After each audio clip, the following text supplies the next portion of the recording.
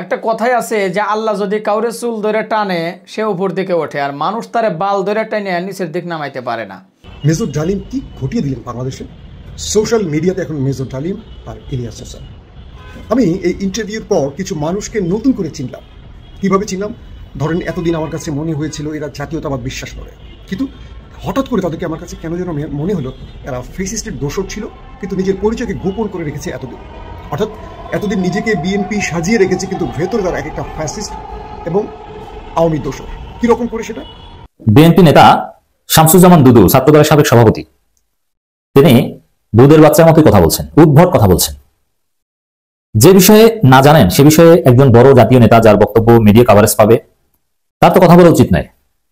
যারা মেজর ডালিমকে সত্যিকারের মেজর ডালিম বলে মানতে চান না, ওই কুলাঙ্গারদের জন্য আজকের একটি জবাব আপনাদেরকে সর্বপ্রথমে দিয়ে নিচ্ছি।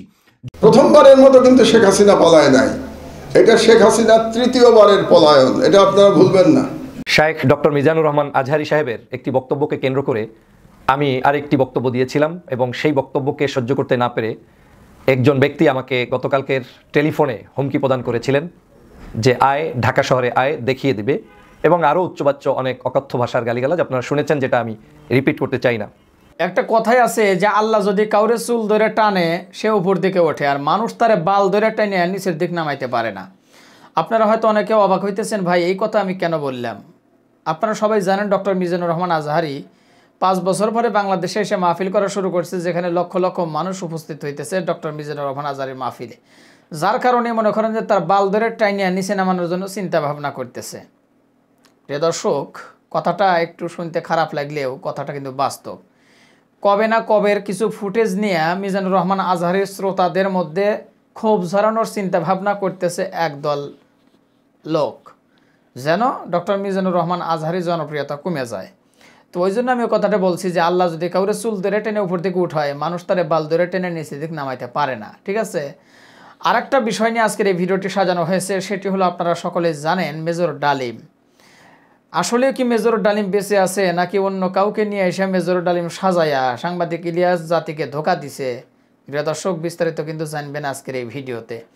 এবং ডক্টর মিজানুর রহমান আজহারির পক্ষে কথা বলার কারণে ডক্টর ফয়জুল হককে সরাসরি হুমকি দিয়েছে। ডক্টর ফয়জুল হক কিন্তু একজন বিএনপি নেতা, তারপরেও বিএনপির নেতাই ডক্টর ফয়জুল হককে হুমকি দিছে।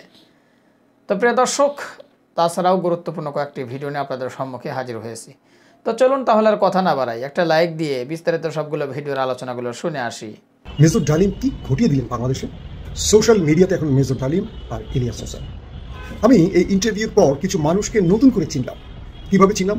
ধরেন এতদিন আমার কাছে মনে হয়েছিল এরা জাতীয়তাবাদ বিশ্বাস করে, কিন্তু হঠাৎ করে তাদেরকে আমার কাছে কেন যেন মনে হলো এরা ফেসিস্টের দোষর ছিল, কিন্তু নিজের পরিচয়কে গোপন করে রেখেছে এতদিন। অর্থাৎ এতদিন নিজেকে বিএনপি সাজিয়ে রেখেছে, কিন্তু ভেতরে তারা এক একটা ফ্যাসিস্ট এবং আওয়ামী দোষর। কিরকম করে সেটা? মেজর ডালিম 50 বছর পর জাতির সামনে প্রকাশ্যে এলেন এবং ইতিহাসের অনেক সত্যগুলোকে উন্মোচন করলেন। প্রশ্ন হলো যে মেজর ডালিম যে বক্তব্যগুলো দিলেন সত্য কি মিথ্যে? 71-এ যারা মুক্তিযুদ্ধে অংশ নিয়েছেন এবং ফ্রন্ট লাইনে ছিলেন, এই ব্যাপারে কেবল তারাই মন্তব্য করতে পারবেন যে ডালিম সাহেব যা বলেছেন কতটুকু সত্য কতটুকু মিথ্যে। কিন্তু সোশ্যাল মিডিয়াতে ডালিম সাহেবকে নিয়ে যে তর্কটা হচ্ছে, আপনারা খেয়াল করে দেখবেন যে এখানে যাদের জন্ম 71-এ হয়নি, অথবা যাদের বয়স 71-এ 5-10 বছরের হবে না, আরও কম, তারা এই কুতর্কটা করছেন। সোশ্যাল মিডিয়াতে দেখছি একদল বলছেন যে ডালিম জামাতের লোক, কেউ বলছেন ইলিয়াস জামাত ইসলামের লোক। মানে বাংলাদেশে কখনো কোনো সত্য কথা বললে সেই লোকটাকে কেন যেন জামাত বলা হয়, আর এতে করে লাভটা জামাতেরই হয়। মানে সেই সব গর্ধব মাথামোটা লোকগুলো বোঝে না যে ইতিহাস সবসময় সত্যই হয়। বাংলাদেশের স্বাধীনতার ইতিহাস কেবল শেখ মুজিব বা আওয়ামী লীগের বয়ানের মধ্যে ছিল না, প্রচুর বই লেখা হয়েছে এই 71-কে নিয়ে। আমরা অনেক বই পড়েছি, সত্য ইতিহাস জেনেছি, যেখানে ডালিমের বক্তব্যের সাথে মিশে গেছে বা মিলে গেছে সবকিছু। কিন্তু যারা বই পড়ে না, 15 বছর আওয়ামী লীগের বক্তব্যই কেবল শুনেছে, তাদের কাছে ডালিমের বক্তব্যটা অস্পষ্ট বা মিথ্যে ভরপুর মনে হয়েছে। দেখেন, কয়েকটা স্পেসিফিক তথ্য ধরেই বলছি। ডালিমকে যখন জিজ্ঞাসা করা হয়েছে কত লোক মারা গেছে, কত নারী ধর্ষিত হয়েছে, তিনি বললেন 30 লক্ষ নয়, এটা 3 লক্ষ হবে। মুজিব মিথ্যে বলেছে। আর নারী নির্যাতনের বিষয় তিনি বললেন আমি দেখেছি মাত্র 2 জন। এখন বাংলাদেশে যেসব নারীরা ধর্ষিত হয়েছে তাদের সবাইকে কি ডালিমের দেখা উচিত ছিল বা দেখার কথা ছিল, বা তিনি কি সেখানে ঘুরে বেরিয়েছেন? যুদ্ধের ময়দান বাদ দিয়ে কোথায় কোন নারী ধর্ষিত হয়েছে সেই লিস্ট করতে গেছেন তিনি? তিনি তার বক্তব্যটা তুলে ধরলেন কি, আমি দুজনকে দেখেছি, তবে যেটা বলা হচ্ছে যে 2 লক্ষ মা বোন, এটা সত্য নয়। আচ্ছা, আমি ডালিমের কথা বাদ দিলাম। 71-এ তো আমার মা বেঁচে ছিলেন, আমার বাবা বেঁচে ছিলেন, আমার দাদা, নানা, চাচা, মামারা যারা 71-এ বেঁচে ছিলেন, তারা মুক্তি সংগ্রাম যুদ্ধ দেখেছেন। তাদের বক্তব্যটা কি একটু মিলিয়ে নেন। তাদের বক্তব্যটা তো ডালিমের বক্তব্যের সাথে মিলে কিনা দেখেন।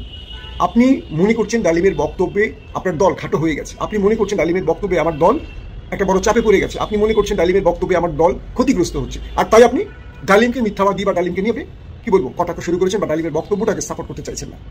ইতিহাস সবসময় সত্যের পথে হাঁটবে, মিথ্যে ইতিহাস বেশি দিন টিকবে না। এখন ধরেন ডালিমের বক্তব্যে আওয়ামী লীগের যে অবস্থাটা, মুক্তিযুদ্ধ, ভারতের চিন্তা, ভারত কেন এই স্বাধীনতা আমাদের সাহায্য করেছে, পরবর্তী কেন শেখ মুজিবকে হত্যার প্রয়োজন হলো, এই বিষয়গুলোকে তিনি একদম ঠান্ডা মাথায় বুঝিয়ে বলেছেন। এখন আপনি বলেন আপনার কাছে কোন বিষয়টা মিথ্যে মনে হয়েছে? ডালিম কি একবারও বলেছে যে বাংলাদেশে মাত্র 2জন নারী নির্যাতিত হয়েছে? তিনি তা বলেননি। তিনি বলেছেন তিনি 2জনকে দেখেছেন। এখন শেখ মুজিব তো একজনকেও দেখেনি, তিনি ছিলেন পাকিস্তানের কারাগারে। তো দেখাটা বিষয় না, সংখ্যাটা তিনি কি বলছেন এটা হলো মূল বিষয়। আসে তারপরে যে বিষয়টি, বিএনপির অনেকে খেপে গেছেন এই বক্তব্যে, কারণ কয়েকটি জায়গায় ডালিমের বক্তব্যের সাথে বিএনপির রাজনৈতিক দলের কি বলবো গ্রহণযোগ্যতা বা জিয়াউর রহমানের বিষয় প্রশ্ন উঠে আসতে পারে। এখন আপনি কি জিয়াউর রহমানকে ফেরেশতা মনে করেন, শেখ মুজিবকে ফেরেশতা মনে করেন, গোলাম আজমকে ফেরেশতা মনে করেন? অবশ্যই তারা মানুষ, তারা ফেরেশতা নন। তো জিয়াউর রহমান সেই সময় কি ভূমিকা নিয়েছে, কি ভূমিকা ছিল, এটা আপনার আমার জানার কথা। যিনি জিয়াউর রহমানের সাথে কাজ করেছেন তিনি আজ বলছেন। মেজর ডালিম কেন মিথ্যা বলবে বা কেন সত্য বলবে, এটা নিয়ে আসলে আমরা আলোচনা করি। কেমন যে লোকটার বয়স এখন 75 বছর, যে লোকটা পৃথিবীর মানে তার সকল আপনজন থেকে বহু দূরে, যে লোকটা এখন মৃত্যুর অপেক্ষায় আছেন, সে লোকটা জাতিকে 50 বছর পর এসে কেন মিথ্যে তথ্য দেবে, এই প্রশ্নটা খোঁজে। মেজর ডালিম কোনো রাজনৈতিক দলের নয়, কোনো রাজনৈতিক দলের সাথে তার সম্পৃক্ততা নেই। কোনো রাজনৈতিক দল ক্ষমতা আসলে তিনি মন্ত্রী হবেন, এমপি হবেন, বড় কোনো লোভনীয় অফার পাবেন, সেই সুযোগটিও নেই।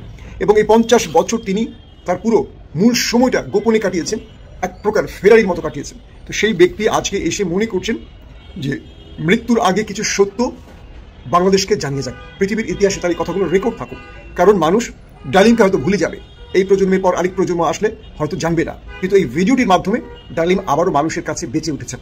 ডালিমের অবয়ব মানুষ দেখেছেন, কেমন ছিলেন, কেমন তার কণ্ঠ ছিল, কি কথাগুলো বলেছেন, এই কথাগুলো আর ইরেজ হবে না। এই কথাগুলো এখন থাকবে, ইলিয়াসের চ্যানেলে থাকবে, অন্য চ্যানেলে থাকবে, টেলিভিশনের আর্কাইভে থাকবে, প্রত্যেকটা টেলিভিশন এটা নিয়ে এখন নিউজ করছে। খেয়াল করে দেখেন, এখন যারা বিতর্ক সৃষ্টি করছেন তারা আসলে কারা? বিতর্ক সৃষ্টি করছেন 2 প্রকার লোক। এক, আওয়ামী লীগ এবং আওয়ামী লীগ সমর্থিত লোক, যারা বিভিন্ন ছদ্মবেশে, মানে তাদের দোষটা বিভিন্ন ছদ্মবেশে রয়েছে। কেউ বিএনপি সেজে আছে, কেউ জামাত সেজে আছে, কেউ বুদ্ধিজীবী সেজে আছে, কেউ সাংবাদিক সেজে আছে, কেউ নিরপেক্ষ সেজে আছে, কিন্তু ভেতরে আওয়ামী রক্ত বা ভিতরে আওয়ামীর আদর্শ রয়েছে। তারা ইনিয়ে বিনিয়ে তারা বিভিন্ন সোশ্যাল মিডিয়াতে তাদের পোস্টের মাধ্যমে ডালিমকে বিতর্কিত বা মিথ্যাবাদী প্রমাণের চেষ্টা করছে, মূর্খ প্রমাণের চেষ্টা করছে। আমি দেখলাম সোশ্যাল মিডিয়াতে আমাদেরই একজন ফিল্ম বিষয়ক সাংবাদিক, মানে যে বিশাল সাংবাদিক, ডালিমকে তিনি মূর্খ সম্বোধন করছেন। সাংবাদিক যদি মানে যেই সাংবাদিক এই কথাটি বলেছে, তার ডালিমের পায়ের যে নোখ, যে নোখটা কেটে ফেলে দিয়েছেন, সেই নোখেরও যোগ্যতা তার মধ্যে নেই। আমি তাকে চিনি, সে ডালিমকে মূর্খ বলেছেন। কেন? ডালিম শেখ মুজিবকে নিয়ে অনেক তথ্য দিয়েছেন, হাটে হাড়ি ভেঙে দিয়েছেন, এটা তার ইগোতে লেগে গেছে, কিন্তু তিনি সাংবাদিক পরিচয় চলছেন। তিনি আওয়ামী লীগকে বা আওয়ামী লীগের দোষর যে এটা প্রমাণ করতে চাচ্ছেন না, বাট তিনি তার ভিন্ন আয়না ব্যবহার করেছেন। আবার বিএনপির মধ্যে একটা গ্রুপ আছে যারা ভেতরে আওয়ামী আদর্শ লালন করে, কিন্তু বিএনপি থেকে সুবিধা নিতে বিএনপির সাথে মিশে থাকে, তারাও এটা সমালোচনা করছে, তারাও ডালিমের সমালোচনা করছে। কারণ শেখ মুজিবকে নিয়ে যে বক্তব্যগুলো এসছে, এটা তারা সহ্য করতে পারছে না। দেখবেন যারা জামাতকে আপনি যখন কোনো কটূক্তি করবেন বা জামাতের কোনো হাটে হাড়ি ভেঙে দেবেন, সে যেই দল থেকে জামাতে অনুপ্রবেশ করবে, দেখবেন সে ব্যক্তি হঠাৎ করে জামাতের পক্ষে কথা বলা শুরু করে দেবেন, কারণ সে আর ভেতরে নিতে পারে না। এটা হলো অবস্থা। আমি যেটা দেখলাম, বিএনপিকে নিয়ে কি বললেন, যে জিয়াউর রহমান স্বাধীনতার ঘোষণা দিয়েছেন এবং তার ডাকে এই মুক্তিযুদ্ধ তারা করেছেন। তার মানে জিয়াউর রহমানকে মুক্তিযুদ্ধের মহান নায়ক হিসেবে তারা চিহ্নিত করছেন, কে মেজর ডালিম। তবে একটা জায়গায় তিনি বলেছেন যে কোরআন শপথ করেছিলেন তারা একটা বিপ্লবে, সেখানে জিয়া কথা রাখেনি। জিয়াকে কিন্তু বিশ্বাসঘাতক বলেনি, বলেছেন জিয়া কথা রাখিনি। কেন কথা রাখিনি, কথা রাখার পরিবেশ মানে কেন পরিবর্তিত হয়েছে, এটা হয়তো জিয়াউর রহমান বেঁচে থাকলে আমরা জানতাম। কিন্তু বাংলাদেশের ইতিহাসে জিয়াউর রহমানই একমাত্র সফল রাষ্ট্রনায়ক, এবং জিয়াউর রহমানই সেই ব্যক্তি যার হাত ধরে এই বাংলাদেশ সবচেয়ে সফল এবং উন্নয়নের দিকে এগিয়েছিল, যার কারণে এই ক্ষণজন্মা বা রাষ্ট্রীয় ক্ষমতা একদম অল্প সময় থাকা এই ব্যক্তিকে আজ পর্যন্ত মানুষ ভালোবাসে। তো সেই জিয়াউর রহমানকে নিয়ে তিনি যে কথাগুলো বলেছেন, এই কথাগুলোর উত্তর দিবেন আমাদের মুক্তিযোদ্ধারা, যারা জিয়াউর রহমান এবং ডালিমের সঙ্গে কাজ করেছেন। আমাদের মতো কি বলবো, যাদের 71 আগে জন্ম হয়েছে, যারা মুক্তিযুদ্ধ দেখিনি, তারা সমালোচনা করে আমরা কি প্রমাণ করতে চাই? যারা মেজর ডালিমকে সত্যিকারের মেজর ডালিম বলে মানতে চান না, ওই কুলাঙ্গারদের জন্য আজকের একটি জবাব আপনাদেরকে সর্বপ্রথমে দিয়ে নিচ্ছি। জবাবটি হলো, ওই কুলাঙ্গারদেরকে বলবেন আপনারা যে তুই যাকে বাবা বলস সে যে তোর বাবা, এটার গ্যারান্টি কি? এটা যে সত্যি, আজকে তোর মাকে গিয়ে জিজ্ঞাসা কর এটা তোর সত্যিকারের বাবা কিনা, নাকি তুই যাকে আব্বা বলছস সে তোর আব্বা না। এই প্রশ্নটা যদি ছুড়ে দেন তাহলে ওই কুলাঙ্গাররা টের পাবে মেজর ডালিম যে সত্যিকারের মেজর ডালিম তা তার বোধগম্য হবে এই উত্তরের মাধ্যমে। কিছু কিছু কুলাঙ্গার, আমি 2টি ভিডিও ইতিমধ্যে পোস্ট করেছি, এটা 3 নাম্বার ভিডিও হবে মেজর ডালিমকে নিয়ে। সেই 2টি ভিডিওতে কিছু কিছু কুলাঙ্গার কমেন্টস লিখেছে এটা যে সত্যিকারের মেজর ডালিম তার কি প্রমাণ আছে, প্রমাণ দেন। তাই আজকে প্রমাণ দিলাম, তোর মাকে গিয়ে তুই জিজ্ঞাসা কর এটা যে তোর বাবা সত্যিকারের বাবা কিনা, তুই যাকে আব্বা বলস, নাকি কোনো করসপন্ডেন্সের মাধ্যমে তুই জন্ম নিয়েছস, সেটা তোর মাকে জিজ্ঞাসা করলে যেরকম সত্যি হবে। আর মেজর ডালিম যে এটা সত্যিকারের মেজর ডালিম, এবং আমাদের প্রিয় সাংবাদিক, আমাদের সকলের প্রাণের অংশ সাংবাদিক ইলিয়াস হোসেন ভাই যাকে নিয়ে আসছিলেন, তিনি সত্যিকারের মেজর ডালিম, এতে কোনো সন্দেহ করার কোনো সুযোগ নাই। প্রিয় দর্শক, সেই কারণে আজকের এই ভিডিওটা একটু শক্ত কথা হয়তো বলেছি আমি। আপনারা কেউ মনে করতে পারেন মাসুক ভাই খেপে গিয়েছেন কেন, কিছু কিছু সময়ে খেপে যেতে হয়, কারণ আপনাকে যদি জিজ্ঞাসা করা হয় এটা আপনার আব্বা কিনা, তখন আপনার মেজাজটা কেমন খারাপ হবে। মেজর ডালিম হলেন বাংলার একজন গৌরবময় পিতা, বাংলাদেশের মানুষের ভালোবাসার অংশ, যারা বাঁচিয়েছিলেন জাতিকে 75 সালে, জাতিকে যারা রক্ষা করেছিলেন, তাদেরকে নিয়ে সন্দেহ করার মতো দুঃসাহস যে কুলাঙ্গারা দেখা, তাদের জন্যই এই জবাব। আপনারা যারা ভালো কমেন্টস লিখেছেন আপনাদেরকে সেলুট দিচ্ছি, যারা মেজর ডালিমকে ভালোবাসেন তাদের প্রতি থাকলো আমার ভালোবাসা। এবার আমি তুলে ধরছি মেজর ডালিম সাহেবের বেশ কয়েকটি গুরুত্বপূর্ণ তথ্য আপনাদের সামনে। সেই ইন্টারভিউতে যে গুরুত্বপূর্ণ কথাগুলো বলেছেন তার মধ্যে কয়েকটি গুরুত্বপূর্ণ কথা। শেখ মুজিবুর রহমানকে পাকিস্তানের কারাগার থেকে বের করার পরে তাকে জিজ্ঞাসা করা হলো আপনি কিভাবে বাংলাদেশে যাবেন, আপনার তো বাংলাদেশি কোনো পাসপোর্ট নাই। তখন তিনি বললেন আমি ব্রিটিশ হয়ে লন্ডন হয়ে বাংলাদেশে যেতে চাই। তখন তাকে লন্ডনে আনা হলো, লন্ডনে কয়েকদিন উনি ছিলেন, তারপরে উনি বাংলাদেশে ফেরত যান। তখন লন্ডনে একজন ব্রিটিশ সাংবাদিক তার ইন্টারভিউ নিচ্ছিলেন যে এবারের মুক্তিযুদ্ধে কতজন মানুষ মৃত্যুবরণ করেছে বলে আপনার কাছে তথ্য এসেছে। তিনি বললেন 3 মিলিয়ন। এটা 3 মিলিয়ন নয়, বঙ্গবন্ধু শেখ মুজিবুর রহমানকে বাংলায় বলে দেওয়া হয়েছিল যে এখানে 3 লক্ষ মানুষ মারা গিয়েছে। তা এখন উনি 3 লক্ষকে 3 মিলিয়ন বলে ফেলেছেন। 3 মিলিয়ন হলে এটা 30 লক্ষ হয়ে যা, কিন্তু ইংরেজিতে শব্দটা হবে 300,000। 300,000-এর পরিবর্তে উনি বলে ফেলেছেন 3 মিলিয়ন। সেখান থেকেই 3 মিলিয়ন মানে 30 লক্ষ বিশ্বব্যাপী প্রচারটা করে দিয়েছেন বঙ্গবন্ধু শেখ মুজিবুর রহমান। আর সেই প্রচারটা এখনো কন্টিনিউ আছে বলে উল্লেখ করেছেন মেজর ডালিম। মেজর ডালিম আরো যে কয়েকটি গুরুত্বপূর্ণ কথা বলেছেন, কাজী নজরুল ইসলামের মতো এমন একজন প্রতিভাবান কবি থাকতে কিভাবে একজন ভারতীয় নাগরিক বাংলাদেশের জাতীয় সঙ্গীত তার গানকে বানিয়ে দিতে পারে জাতীয় সঙ্গীত। আপনারা জানেন যে এই জাতীয় সঙ্গীতটি একটি নারীকে উদ্দেশ্য করে সে বানিয়েছিলেন এবং সেটাকে সে বাংলাদেশের জাতীয় সঙ্গীত হিসাবে ঘুরিয়ে দিয়ে তার কিছু ওয়ার্ড পরিবর্তন করে দিয়ে এটা বাংলাদেশের মানুষের উপরে চাপিয়ে দেওয়া হয়েছে, এটাও উনি কিন্তু উল্লেখ করেছে। এর আগে ব্রিগেডিয়ার জেনারেল আজমি এই কথাটা বলেছিলেন যে বাংলাদেশের জাতীয় সঙ্গীত পরিবর্তন করতে হবে। আমরা ব্রিগেডিয়ার আজমিকে মনে করেছিলাম আয়নাগরে থেকে ওনার ব্রেন নষ্ট হয়ে গিয়েছে, উনি কি বলছে, কিন্তু আজকে 50 বছর পরে জাতির সামনে আসে মেজর ডালিম যখন একই কথা বলছে, দুজনই সেনা অফিসার, দুজনই সেনাবাহিনীর কর্মকর্তা। তাই আজকে মেজর ডালিমের কাছ থেকে স্বীকৃতিটা ব্রিগেডিয়ার আজমির কথার স্বীকৃতি চলে আসছে বলে আমি মনে করছি। বুদ্ধিজীবীদেরকে পাকিস্তান নয় পাশের দেশ ভারতই হত্যা করেছে বলে উল্লেখ করেছেন মেজর ডালিম। এখানে যুক্তি হলো 14 তারিখ রাতে পাকিস্তানির সোলজাররা যখন আত্মসমর্পণ করতে যাচ্ছে, তখন আত্মসমর্পণের আগ মুহূর্তে জেলখানায় ঢুকে বুদ্ধিজীবীদেরকে হত্যা করার মতো তাদের কোনো অবস্থা বাংলাদেশে ছিল না। মুজিব মারা যায়নি, একটি সেনা অভ্যুত্থানে নিহত হয়েছে। বাকশাল বিদায়ের পরে কোটি কোটি মানুষ রাস্তায় নেমে এসেছে, শুকরিয়া আদায় করেছে। মুজিব মারা যায়নি, মারা গেছে বলা যাবে না, এটা সেনা অভ্যুত্থানে তাকে নিহত করা হয়েছে। এটি একটি সেনা অভ্যুত্থান ছিল এবং সেনা অভ্যুত্থানের সাথে কে জড়িত ছিল সবকিছু ডিটেলস সেখানে তিনি বলেছেন, আমি আবার আপনাদেরকে রিপিট করছি না। শেখ মুজিব তার জুলুমের মাত্রা এতটাই তীব্র করেছিলেন, সৌরাচারী আচরণের মতো, যে তখন মানুষ রবের কাছে মুক্তি চাচ্ছিলেন যে তার জুলুমের অবসানের জন্য। মানুষ আল্লাহর কাছে দোয়া করছিলেন, প্রত্যেকে তার নিজ নিজ ধর্মীয় সিস্টেমে তার ধর্মীয় উপাসনালয়ে গিয়ে দোয়া করছিলেন যে শেখ মুজিবের যন্ত্রণা থেকে যেন মানুষ বাঁচতে পারে। সেই কথাটা তিনি এখানে উল্লেখ করেছেন। মুজিবের মৃত্যুর পরে লাখো লাখো মানুষ রাস্তাঘাটে অন্দরে বন্দরে মিছিল বের করেছিলেন, তাদেরকে আমরা ডেকে আনি নাই, সবাই স্বতঃস্ফূর্তভাবে অংশগ্রহণ করেছিল। এভাবেই জনস্বীকৃতি পেয়েছিল ধানমন্ডি 32 নম্বরের সামরিক অভ্যুত্থান। তিনি বলছেন সামরিক অভ্যুত্থানটি এভাবেই জনগণের কাছে স্বতঃস্ফূর্তভাবে জনগণ মাঠে নেমে এসেছিল। তার সাথে তুলনা করা যায় 24-এর 5ই অগাস্ট। 5ই অগাস্টের যে গণ আন্দোলন হয়েছে, সংগ্রাম হয়েছে, তার মেয়ে যেভাবে পালিয়ে গিয়েছে, সেভাবেই জনগণ 75-এর 15ই আগস্ট, একই মাসের 10 দিনের ব্যবধান মাত্র, সেই একই মাসে বের হয়ে এসেছিলেন 75-এ, বের হয়ে এসেছিলেন 24 সালে। সকল মুক্তিযোদ্ধার আড়ালে এটা ছিল আওয়ামী লীগের দেশকে ভারতের কাছে বেচে দেওয়ার একটা প্রজেক্ট। মুক্তিযুদ্ধের নামে পাকিস্তানের সাথে বাংলাদেশকে আলাদা করা, এটা কোনো আওয়ামী লীগের কোনো ছিল না যে স্বাধীনতা যুদ্ধ করে মুক্তি দেওয়া বাংলাদেশের মানুষের পরিকল্পনা ছিল না। এটা আওয়ামী লীগ এবং ভারতের পরিকল্পনা ছিল দেশটাকে ভারতের কাছে বিক্রি করে দেওয়া, ভারতের একটি নতুন প্রদেশ হিসাবে পূর্ব বাংলা ঘোষণা করা। কিন্তু পূর্ব বাংলা তাদের নতুন প্রদেশ ঘোষণা, তাদের পশ্চিম বাংলা আছে, সেটার সাথে একদিন বাংলা পূর্ব বাংলাকে মিলিয়ে বাংলাকে বিশাল করার জন্য ওইদিকে সেভেন সিস্টারের ভিতরে রয়েছে বাংলা ভাষার কয়েকটি রাজ্য, সবগুলা মিলে তারা বাংলা নামক একটি বিশাল প্রদেশ তৈরি করতেন। সেই পরিকল্পনা নিয়ে ইন্দিরা গান্ধী বাংলাদেশকে সহযোগিতা করেছে। এটা বঙ্গবন্ধু শেখ মুজিবকে ব্যবহার করে তার মাধ্যমে পাকিস্তানকে ভেঙে দিয়ে বাংলাকে তাদের মধ্যে নিয়ে যাওয়ার জন্য, তাদের সেভেন সিস্টারের নিরাপত্তার জন্য, তাদের দেশকে শক্তিশালী করার জন্য, তাদের দেশকে বড় করার জন্য তাই বাংলাকে তারা সহযোগিতা করেছিল। এটা সকল মুক্তিযোদ্ধা উনি বলছেন, যিনি পাকিস্তান থেকে এসে জিয়াউর রহমানের আন্ডারে নিজে মুক্তিযুদ্ধে অংশগ্রহণ করেছিলেন। মুক্তিযুদ্ধের মাঝামাঝি সময়তে নাকি উনি এই বিষয়টা টের পেয়েছেন এবং বুঝতে পেরেছিলেন।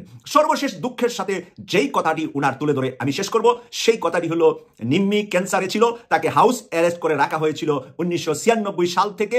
96 সালে শেখ হাসিনা আসার পরে ওনার স্ত্রী ক্যান্সার রোগে আক্রান্ত, তাকে হাউস অ্যারেস্ট করে রাখা হয়েছিল, তার কোনো চিকিৎসা নেওয়ার সুযোগ ছিল না। এমনকি খালেদা জিয়া 2001 সালে ক্ষমতায় আসার পরে 5 বছর ক্ষমতায় ছিলেন, কিন্তু ওনার স্ত্রীকে পাসপোর্ট দেন নাই, যার কারণে ক্যান্সারে দুকে দুকে ওনার স্ত্রী ঘরেই মারা গিয়েছে। এই দুঃখ ভরা কথাটার মধ্যেই আমি শেষ করছি। এই দুঃখটার সাথে আমি ওনার কাছে করজোড়ে জাতির পক্ষ থেকে ক্ষমা প্রার্থী, যে একজন মানুষের সবচাইতে আপন, আপনার বিবাহের পরে সবচাইতে আপন পিতামাতা আমাদের আপন আছে, পিতামাতা একবার দুনিয়া থেকে চলে গেলেও আমাদের জীবন সঙ্গী হিসাবে সবচাইতে আপন মানুষটা হলো আমাদের স্ত্রী। বিএনপি নেতা শামসুজ্জামান দুদু, ছাত্রদলের সাবেক সভাপতি, তিনি দুধের বাচ্চার মতোই কথা বলছেন, উদ্ভট কথা বলছেন। যে বিষয়ে না জানেন সে বিষয়ে একজন বড় জাতীয় নেতা, যার বক্তব্য মিডিয়া কভারেজ পাবে, তার তো কথা বলা উচিত নয়। কিন্তু যা মন চায় কে বলে, দুধের বাচ্চা। কোনো জ্ঞানী, কোনো দূরদর্শী সুস্থ মানুষ যা না জানে সে বিষয়ে কথা বলবেন, এটা স্বাভাবিক। কিন্তু বিএনপি নেতারা, বিশেষ করে দুদু, আপনি তাকে যা বলতে বলবেন তা বলবেন। তাকে যদি বলেন এখন কোরআনে তাফসির করেন, সে তাফসির শুরু করে দিবে, এটা জানা দরকার নেই। তার মনে যা তাফসির আসবে ওটাই সে করে দিবে। হাদিসের দাস দিতে বলবেন, তাতেও রাজি সে। ইতিহাসের ক্লাস নিতে বলবেন, তাতেও রাজি। মানে সমালোচনা কোন বিষয়ে কথা বলতে হবে, কতটুকু যোগ্যতা থাকতে হবে, এগুলোর কোনো তোয়াক্কা করে না। তো দর্শক, আমি এই দুদু সাহেবের বক্তব্যের জবাব দিব 3টে বিষয় একত্র করে। আলাদাভাবে কথা বলেছি, তবে 3টে বিষয় কোরিলেট করে বক্তব্য দিলে এই বিএনপি নেতাদের দৈন্যতা সম্পর্কে আপনি বুঝতে পারবেন যে তারা কোথায় নেমেছে এবং তারা কতটা হালকা। আপনি তাদের মাধ্যমে যা ইচ্ছা তা বলাতে পারবেন, কোনো জ্ঞান, একাডেমিক নলেজ বা ক্রেডিবিলিটি এগুলো কোনো ধার তারা ধারে না। মিজানুর রহমান আজহারের বিরুদ্ধে বলেছেন, আল্লামা সাইদ আবুল আলম মওদুদির বিরুদ্ধে বলেছেন, শিবিরের বিরুদ্ধে বলেছেন। এই 3টে বিষয় দেখেন। মাওলানা মওদুদি সম্পর্কে কথা বলতে হলে মাওলানা মওদুদি সম্পর্কে জানতে হবে। মাওলানা মওদুদির পলিটিক্যাল দিক আছে, তার ধর্মীয় বিভিন্ন বিতর্কিত দিক আছে, যেটা নিয়ে ক্রেডিট করা যায়, সেটা করবে আলেম ওলামারা বা ইতিহাসবিদরা। কিন্তু যে জানে না, যে ছাত্র দল, যার পরিচয় টেম্পোস্টান, সেই বিষয়ে কথা বলে কোন দৃষ্টিতে, এটা তো হতে পারে না। তো দর্শক, শামসুজ্জামান দুদু কোথায় কি পড়াশোনা করেছে আমি জানি না, তার সার্টিফিকেট কি পাস করেছে কিনা, সার্টিফিকেট দেখতে চাইলে দেখাতে পারবে কিনা আমি জানি না, তবে কথা শুনে মনে হয়েছে যে টেম্পোস্টানটি সময় কাটিয়েছে। মাওলানা মওদুদি সম্পর্কে কি বলেছে, অনলাইন রেকর্ডের আলোচনায় বলেছে যে মওদুদি তার ফাঁসির রায় হয়েছিল পাকিস্তান রাষ্ট্রের বিরোধিতা করেছে, এই জন্য পাকিস্তানের অখণ্ড ভারত চেয়েছিল, পাকিস্তানের বিরোধিতা করেছিল, এই কারণে তার ফাঁসির রায় হয়েছিল। তো এটার জবাব হচ্ছে, মাওলানা মওদুদি একটা সময় ছিল যে পাকিস্তান রাষ্ট্র চাননি, অখণ্ড ভারত বা এরকম একটা বিষয় চেয়েছিলেন, কিন্তু পরবর্তীতে ঠিকই পাকিস্তান রাষ্ট্রের পক্ষে ছিলেন। এমনকি পাকিস্তান স্বাধীনতায় তার অবদান আছে। স্বাধীন হওয়ার পর পাকিস্তান রাষ্ট্রের সংবিধান বা পাকিস্তান গঠন নানান কিছুতে, তৎকালীন পাকিস্তান সরকারের পক্ষ থেকে যে কমিটি গঠন করা হয়েছে, নানান কিছুতে মাওলানা মওদুদিকে যথেষ্ট গুরুত্ব দেওয়া হতো এবং মাওলানা মওদুদির চিন্তা, দৃষ্টিভঙ্গির অনেক কিছু পাকিস্তান রাষ্ট্রে প্রতিফলিত হয়েছিল। তো পাকিস্তান রাষ্ট্রে একেবারে বিরোধী যদি হতেন তাহলে তিনি তার পাকিস্তানে থাকতেন না। তিনি তো, তার জন্ম, মাওলানা মওদুদির জন্ম বর্তমান ভারত অংশে। তাহলে ভারতে যার জন্ম, তিনি ভারতে না থেকে পাকিস্তানে হিজরত করলেন কেন, যদি পাকিস্তান রাষ্ট্রের বিরোধিতাই করতেন শেষ পর্যন্ত? না, পাকিস্তানে হিজরত করেছেন, পাকিস্তানের পক্ষে ছিলেন, পাকিস্তান রাষ্ট্র গঠন, পরবর্তী সংবিধান, নিয়মকানুন তৈরিতে তার অবদান ছিল। আর সরকার, তিনি তো ক্ষমতায় আসেননি, কিন্তু তাকে মূল্যায়ন করেছে বা কেন? কারণ তার অবদান ছিল। একটা সহজ হিসাব দেখেন, এই যে পাকিস্তানে জামাত ইসলামী এত শক্তিশালী না কেন জানেন? জামাত ইসলামী যা করতে চায় সেটা পাকিস্তান রাষ্ট্রে অনেক কিছু অলরেডি আছে। মাওলানা মওদুদির পরামর্শ নিয়ে ওটা সরকার অলরেডি অনেক কিছু করে দিয়েছে। এই কারণে আলাদা তেমন কিছু করার প্রয়োজন হয় না, বা জামাতের আলাদা আপিল নাই, কারণ জামাত যে ইসলামিক বিষয়গুলো চায় সেটা অলরেডি অনেক কিছু এস্টাবলিশড। আর এই মাওলানা মওদুদি, তিনি নাকি পাকিস্তানের বিরোধী, জানেন ইতিহাস পড়েনি। এরপরে ঠিক আছে, একসময় বিরোধিতা করেছিলেন, মেনে নিলাম, সেটা বলছেন। তারপরে নাকি মওদুদির ফাঁসির রায় হয়েছিল, পাকিস্তান রাষ্ট্রের বিরোধিতা করেছেন, এই জন্য। মিথ্যা কথা। 1953 সালে মাওলানা মওদুদির ফাঁসিটা হয়েছিল কাদিয়ানি বিরোধী আন্দোলনে হতাহতের ঘটনাকে কেন্দ্র করে একটা ফৌজদারি মামলায়। তারপরে সৌদি বাদশার হস্তক্ষেপে তার ফাঁসিটা কার্যকর করা সম্ভব হয়নি। দেখেন, জ্ঞানের অভাবে এই দুদু সাহেবরা, এই দুদুদের কাছ থেকেই তো এই ছাত্রদলের টেম্পো স্ট্যান্ডের লোকজন শিখে। এরা কি মনে করে জামাতকে, যারা পাকিস্তান রাষ্ট্রের বিরোধিতা করতে গিয়ে প্রতিষ্ঠাতার ফাঁসি হয়েছিল, মানে এই ধরনের ধারণা পোষণ করে জ্ঞানের অভাবে। বুঝতে পারছেন? আর সেই দুদু বলছেন যে আজহারি না মাঝারি, আজহারি মাঝারি, এইভাবে মিজানুর রহমান আজহারিকে ছোট করা, তুচ্ছ তাচ্ছিল্য করা, এতে এদেশের তাওহীদি জনতা কষ্ট পেয়েছে, তরুণ প্রজন্ম কষ্ট পেয়েছে। আজহারি মাঝারি এই তুচ্ছ তাচ্ছিল্য করে যাবেন, নিজের যোগ্যতা আর হবে না। জনপ্রিয় গ্রহণযোগ্য ব্যক্তিদের এভাবে সমালোচনা করে যাবেন, সমালোচনার জবাব আর দিতে পারবেন না, সমালোচনা জবাব দেওয়ার মতো জ্ঞান আপনাদের হবে না। তো দর্শক, এখানে প্রশ্ন করা হয়েছিল মানে সমস্যাটা কোথায়, আজহারির সমস্যাটা কি? তিনি বলছেন যে রাজনীতি করবেন, জামাতে যোগ দেন, কোনো আপত্তি নেই। তারপরে আজহারি অপরাধটাকে এটা বলেছেন একদল খাইছে আর একদল খাওয়ার জন্য রেডি। এখানে বিএনপির নাম বলেনি, কিন্তু দুদু নিজের গায়ে টেনে নিয়েছেন। অতএব দুদু স্বীকৃতি দিল বিএনপি খাওয়ার জন্য রেডি। দুদু স্বীকার করে নিল, মেনে নিল যে জনগণ মনে করছে যে বিএনপি খাওয়ার জন্য রেডি, পাগল হয়ে গেছে। এভাবে বিএনপিকে ডোবাচ্ছেন এই ছাত্রদলের সাবেক টেম্পো স্ট্যান্ডের নেতারা। বুঝতে পারছেন? অথচ মিজানুর রহমান আজহারি একবার বিএনপির নাম বলেনি, এবং মিজানুর রহমান আজহারির প্রোগ্রামে অতিথি থাকে কারা? বিএনপি নেতা, প্রধান অতিথি শব্দ এখন কোন জায়গায় ওয়াজ করেছে, প্রধান অতিথি বিএনপি।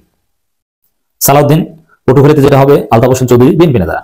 এবং আসলে দুদু ফুদু যাই বলুক না কেন, দুদু মধু যাই বলুক না কেন, বিএনপির স্থায়ী কমিটির সদস্যরা বা বড় বড় নেতারা সুযোগ পেলে ঠিকই মিজানুর রহমান আজহারির পাশে বসার চেষ্টা করবেন, বা পাশে বসার জন্য সিরিয়াল দেন, যে এত মানুষের সামনে বসার সুযোগ তো কোনোদিন হবে না, আজহারির মাহফিলকে কেন্দ্র করে যদি বসতে পারি। এই কারণে কিন্তু বড় বড় নেতারা, আচ্ছা আপনারা বলে ঠেকান না, দেখি আপনাদের কি হারম। তবে হ্যাঁ, সাবধান থাকবেন যে মিজানুর রহমান আজহারির মাহফিলে যেহেতু বিএনপি এর বিরুদ্ধে লেগেছে ভারতের পরামর্শে, এই জন্য আজহারি মাহফিলে যাওয়ার পথে বিভিন্ন জায়গায় ছাত্রদলের সন্ত্রাসীরা হামলা করতে পারে।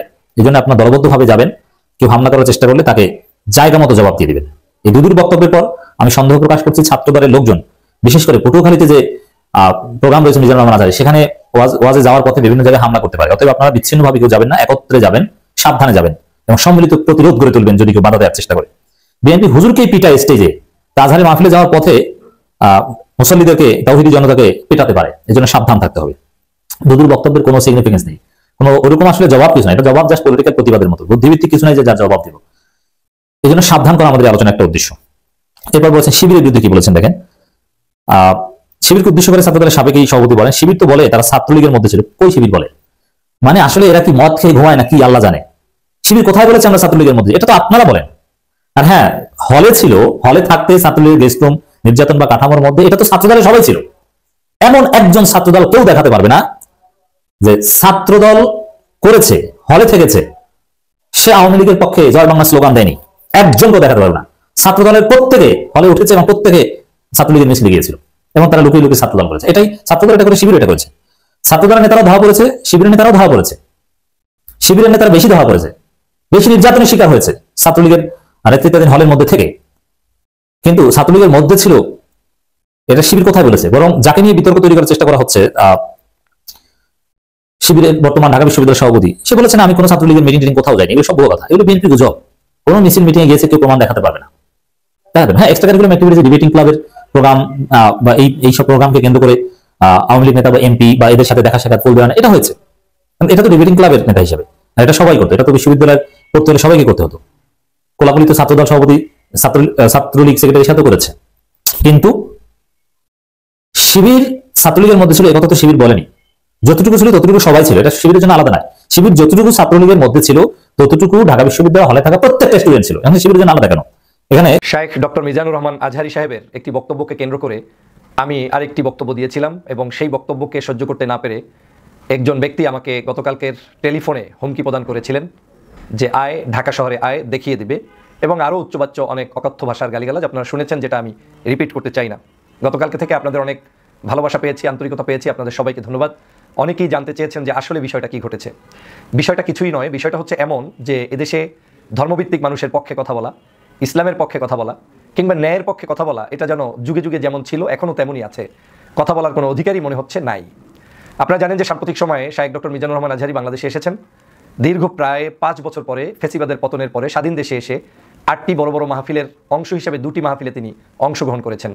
একটি কক্সবাজারে অংশগ্রহণ করেছেন, পেকুয়াতে, এবং আরেকটি অংশগ্রহণ করেছেন যশোরে।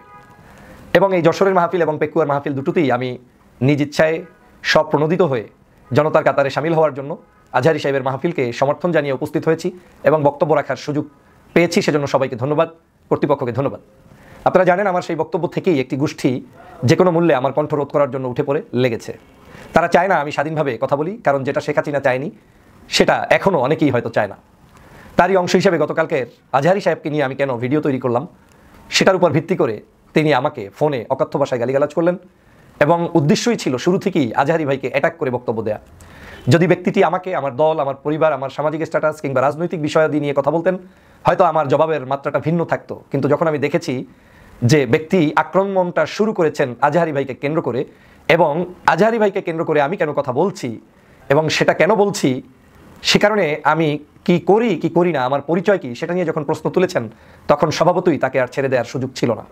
আমার কাছে মনে হয়েছে তিনি দিব্যি আমাকে হুমকি দিয়েছেন, তিনি আমার জন্য যে কোনো ধরনের থ্রেড হিসাবে আমার জন্য কাজ করছেন, তিনি আমাকে ক্ষতিগ্রস্ত করতে পারেন এবং সেটা করতে পারেন শুধুমাত্র আমি কেন ডানপন্থী ইসলামী মূল্যবোধে বিশ্বাসী মানুষদেরকে প্যাট্রোনাইজ করি কিংবা তাদের সাহায্য করি, তাদের পাশে থাকি, সে কারণেই তার গায়ের ভিতরে জ্বলন্তি উঠেছে। না হয় কোনো ভদ্র মানুষের পক্ষে রাজনৈতিক যত মতনৈক্য থাকুক কোনো অবস্থাতেই একজন ইসলামিক স্কলারকে নিয়ে সরাসরি আরেকজন রাজনৈতিক কর্মীকে প্রশ্ন করে একেবারে হীনমন্যতার পরিচয় দেওয়ার কোনো যৌক্তিকতা নেই। বলতে পারেন যে ধরনের বক্তব্যকে আপনি কিভাবে দেখছেন, আপনি তো অনেক সময় আমাদের সাথে ছিলেন, আছেন, কথা বলার অনেক রং আছে, কিন্তু কথা বলার ধরনে মনে হচ্ছে যে তিনি আমাকে পেলে মনে হয় খেয়ে ফেলবেন। আমি স্পষ্ট করে বলতে চাই, গত প্রায় 16 বছরই নির্যাতনের শিকার ছিলাম আর 6 বছর দেশের বাইরে ছিলাম। ফেসিবাদকে নিজের চোখের সামনে দেখেছি, আওয়ামী লীগের সকল অত্যাচার সহ্য করেছি, বিদেশে পর্যন্ত সুস্থ সুন্দরভাবে থাকতে পারিনি শুধু ন্যায় কথা বলার কারণে, অন্যায়ের বিরুদ্ধে কথা বলার কারণে। আজও বাংলাদেশে আমার কণ্ঠ আমার জায়গা থেকে সর্বোচ্চ উঁচু রাখবো, থাকবে ইনশাআল্লাহ। সেটা কেউ বন্ধ করার কোনো দুঃসাহস দেখালে বরং তাদের কণ্ঠ বন্ধ হয়ে যাবে, আমার কণ্ঠ চলমান থাকবে। আমি ধর্মের পক্ষে কথা বলবো, আমি সত্যের পক্ষে কথা বলবো, আমি ইসলামের পক্ষে কথা বলবো, এটা তো আমার আইডেন্টিটি, এটা তো আমার ক্রাইসিস হওয়ার কথা না।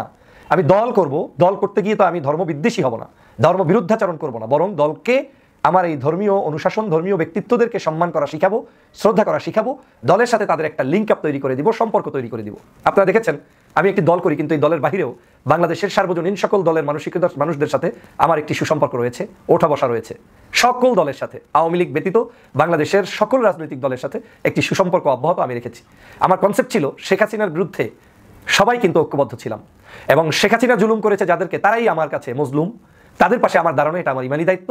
লোকটা আমার দল না করলেও যেহেতু হাসিনা তাকে দুর্বল করেছে, জুলুম করেছে, ফাঁসি দিয়েছে, নির্যাতন করেছে, অত্যাচার করেছে, জেলের মধ্যে বন্দী রেখেছে, ওই লোকের পক্ষে আমাকে কথা বলা এটা আমার নৈতিক দায়িত্ব। আমি সেই জায়গা থেকে কথা বলছি। আমি শুধু আজকে নয়, যখন দীর্ঘ গত প্রায় 6 বছরের বিভিন্ন সময়ের অসঙ্গতি আওয়ামী লীগের দেখেছি, সেই সময় আওয়ামী লীগের যতটা কথা বলেছি তার পাশাপাশি আমাদেরও মধ্যে যদি কেউ কোনো ধরনের যেটা আমার কাছে অপছন্দনীয় হয়েছে সেটার প্রতিবাদও আমি করেছি। এমনকি নিজ দলের বাহিরে গিয়েও বহু নির্যাতিত মানুষের পক্ষে দাঁড়িয়ে বক্তব্য দিয়েছি, শুধুমাত্র আমার ব্যক্তিগত চেতনার জায়গা থেকে।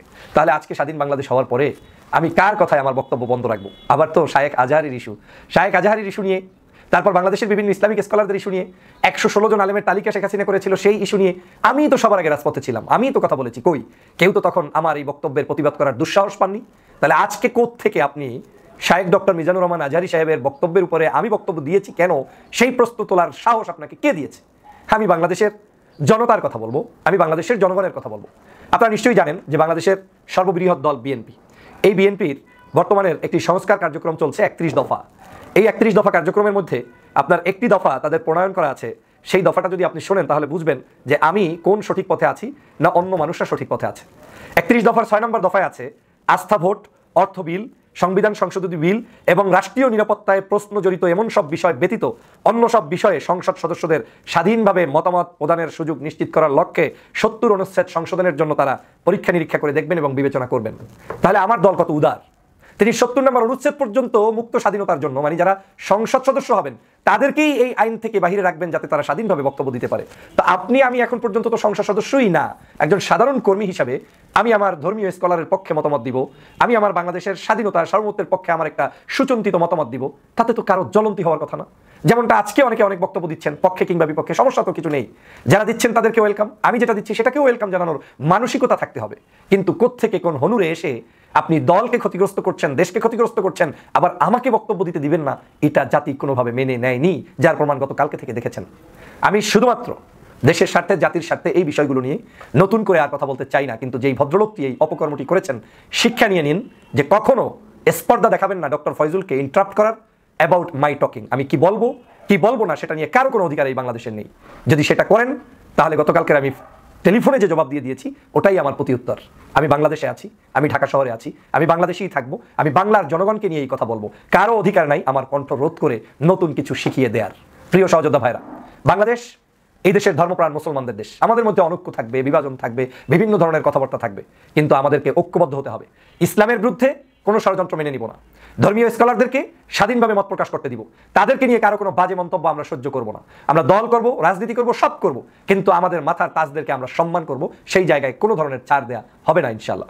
প্রিয় ভাইরা, আপনারা জানেন যে এই মুহূর্তে বাংলাদেশের একটি গভীর ষড়যন্ত্র চলছে।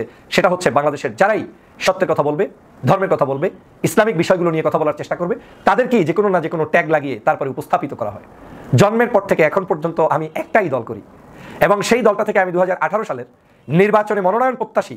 শুধুমাত্র আপনারা জানেন যে বাংলাদেশের একজন অনৈতিক ব্যক্তি যিনি ইতিমধ্যেই বাংলাদেশে বিতর্কিত হয়েছেন, ব্যারিস্টার শাহজাহান ওমর বীরুত্তম, যিনি আওয়ামী লীগের সাথে আতাত করেছেন, সেই আসনের আমি একজন। প্রিয় দর্শক শ্রোতা, আশা করি সবগুলো ভিডিও আপনারা দেখেছেন, জেনেছেন, শুনেছেন, বুঝেছেন। তো অবশ্যই আপনাদের মূল্যবান মতামত জানাবেন।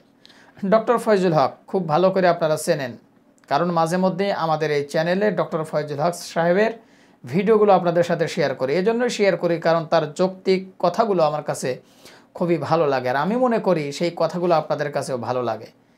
সেজন্যই কিন্তু আমাদের এই চ্যানেলের মাধ্যমে ডক্টর ফয়জুল হক সাহেবের ভিডিওগুলো আপনাদেরকে আমরা শেয়ার করে শোনানোর চেষ্টা করি। হক কথাগুলো বলে, সত্য কথাগুলো বলে। এখন ডক্টর মিজানুর রহমান আজহারের পক্ষে কথা বলার কারণে বিএনপির কিছু নেতাদের মনে করেন যে তেলে বাগুনে আগুন ধরে গেছে, পুরে ছাই হয়ে যাইতেছে, যার কারণে কিন্তু ডক্টর ফয়জুল হককে সরাসরি হুমকি দিছে। তো ডক্টর ফয়জুল হক আশ্চর্য হয়ে গেছে, কেন আমিও তো একজন বিএনপি নেতা, আমি কি বুঝি না বিএনপির মান সম্মান কোথায় নিয়ে যাইতেছে? একদল মানুষ মান সম্মান বাঁচানোর জন্য চিন্তা করলে আমারই উল্টা বাস দিতেছে। যাই হোক প্রিয় দর্শক, বিস্তারিত আলোচনা শুনছেন, অবশ্যই আপনারা বুঝতে পারছেন। তো অবশ্যই আপনাদের মতামতটা জানায় দিবেন, হ্যাঁ, আর পারলে ভিডিওটি শেয়ার করে দিবেন। আর আমাদের এই চ্যানেলে নতুন হলে সাবস্ক্রাইব করে দিন। যারা ইতিমধ্যে সাবস্ক্রাইব করে দিয়েছেন সবাইকে অসংখ্য ধন্যবাদ জানিয়ে ভিডিওটি এখানে শেষ করছি। সে পর্যন্ত সবাই ভালো থাকবেন, সুস্থ থাকবেন।